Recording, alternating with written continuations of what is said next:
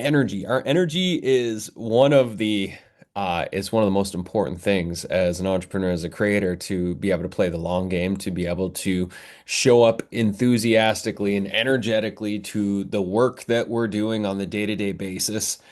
Um, and it is a roller coaster, this thing that we've all signed up for as entrepreneurs and creators. There's no denying that. Is like it takes a certain type of crazy to do what we're all doing here, to carve our own destiny, to not have the security of a safe job that just pays us a paycheck so long as we show up to the office.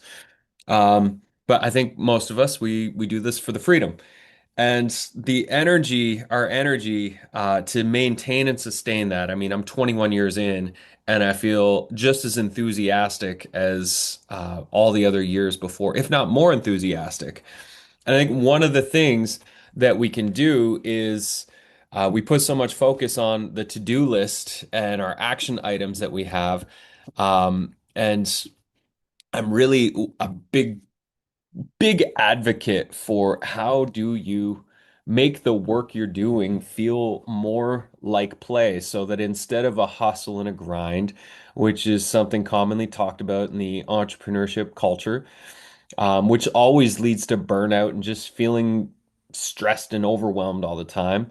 How do we design our work life, our business model, the daily rhythms we have, our creative processes so that it feels more like play, so that it feels more like a game that we're doing? So even, for example, like the reaching out to for 2 hours a week for your signature workshop tours, how can you gamify that experience for you? How can you create rewards at the end of that process? How do you make it so that when you show up, you get yourself into a good headspace, you energize yourself, and you feel excited about that.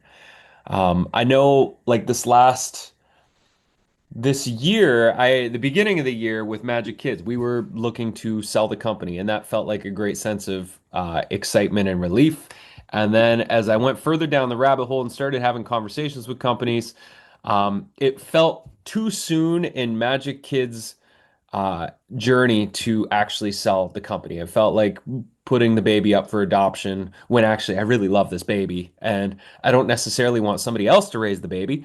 And so, what do I need to do to raise the baby joyfully and in alignment with the rhythms and the ways in which I believe this baby needs to be raised? And so, that's what kind of brought me back to, well, I need to raise a shit ton of money because it's a very expensive enterprise, and we need to pull together the dream team to make this thing happen. So that is kind of where I'm at right now. But I felt so energized. It was like I was free flow spinning for a whole bunch of this year, wondering how and where and why and when and all the question marks. And then all of a sudden, it was just like, as soon as I committed to the path, I felt like my feet landed on solid ground. And all of a sudden, I was oriented as like, oh, there we go. And I can march forward now. And clarity is a beautiful thing. Knowing what to do and like in the next order, what are the next things on my list? For me personally, is such an energizing thing. It makes me feel really alive to just know what my mission is.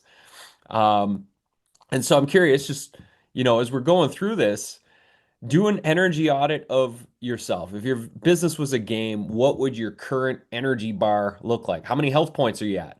Is the bar like way down towards like death and burnout? Is it pretty full and you're feeling well fueled and topped up? Where's that energy bar for all of you?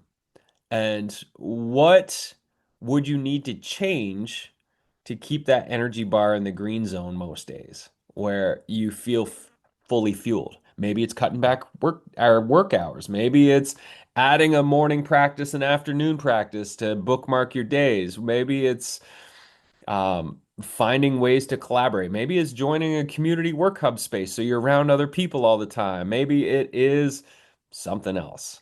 How do you design your work to feel more like a game?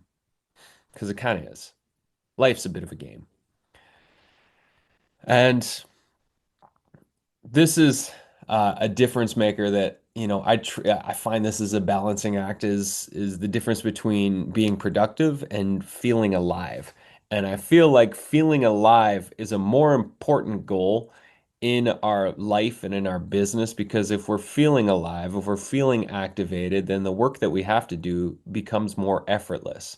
And we put so much stress and strain on trying to do a whole bunch of check boxes on our day-to-day activities and not enough time trying to do the things that make us fully alive. And the things that make us fully alive and activated are the things that also magnetize people to us and make them gravitate to who we are because they come into our orbit and like, I want more of this in my life. What are you doing? How can I be more like this energy?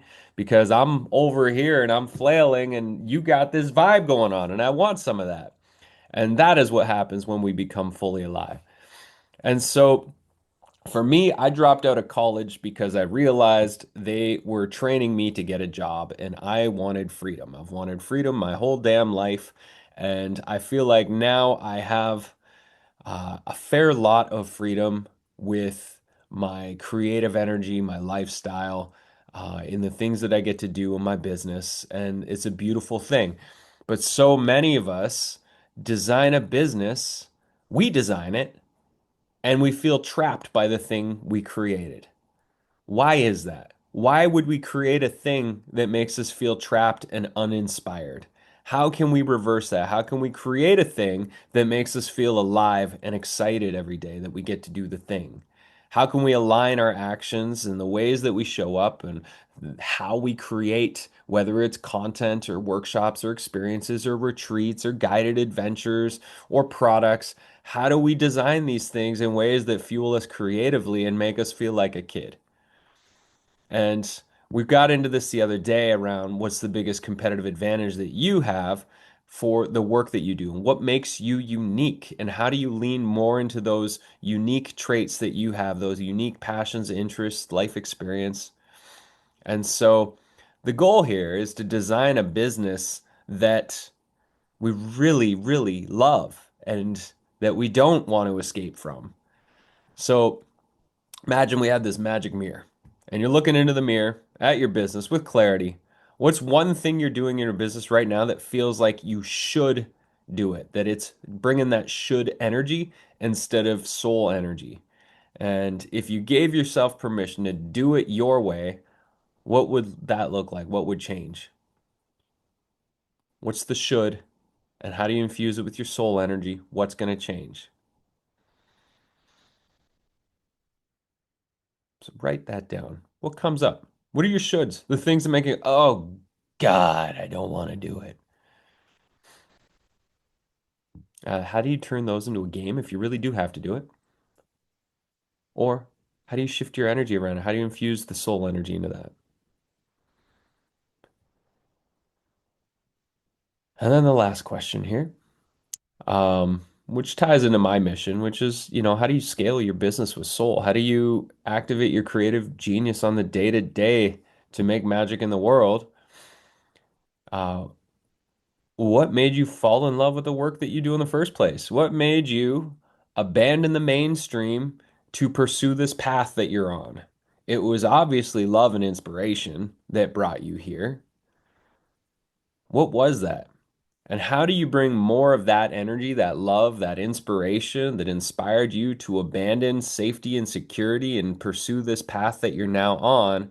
How do you bring more of that love and inspiration and courage into your every single day life, into the ways that you're building businesses, doing outreach, creating relationships, building your network, making sales, offering your services, selling your products, creating experiences that transform people's lives? How do you bring more of that in?